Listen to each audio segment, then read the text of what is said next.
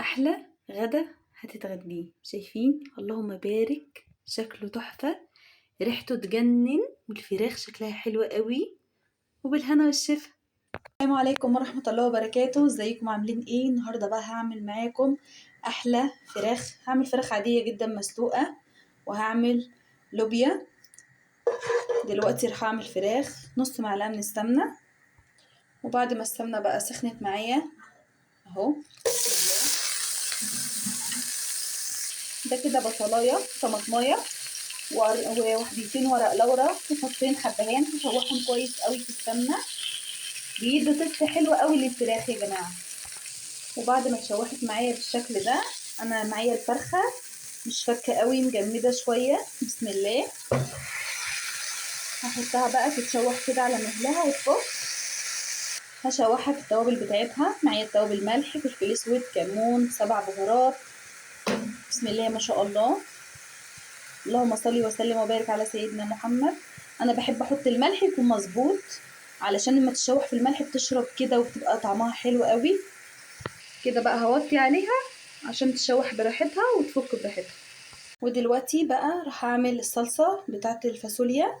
معلقة كده من السمنة. بسم الله،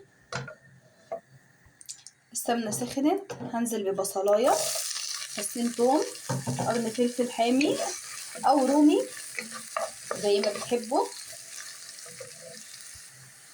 ودلوقتي بقى بعد ما البصله اتشوحت حلوه قوي كده، هنزل بلتر من القوطه. بسم الله، اللهم صل وسلم وبارك على سيدنا محمد. ما تنسيش تصلي على النبي في الكومنتات عشان تكسبي وتكسبينا حسنات.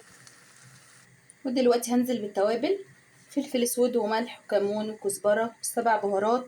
اي توابل عايزه تحطيها حطيها، انا بحب التوابل دي، ما بحبش اكتر توابل. هغطي عليها بقى واسيبها تتسبك براحتها.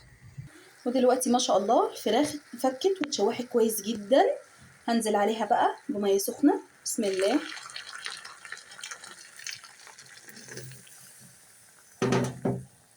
شايفين؟ اللهم بارك. انا كده هغطي عليها تستوي على مهلها، مش محتاجه ملح، مش محتاجه توابل، كل حاجه عليها. ودلوقتي بعد ما الصلصه سبكت ما شاء الله، سبكت كويس اهي، وكمان هنا معايا اللوبيا مسلوقه. دلوقتي بقى هنزل باللوبيا على الصلصه. بسم الله، اللهم صل وسلم وبارك على سيدنا محمد. بقالنا كتير قوي ما اكلناش لوبيا.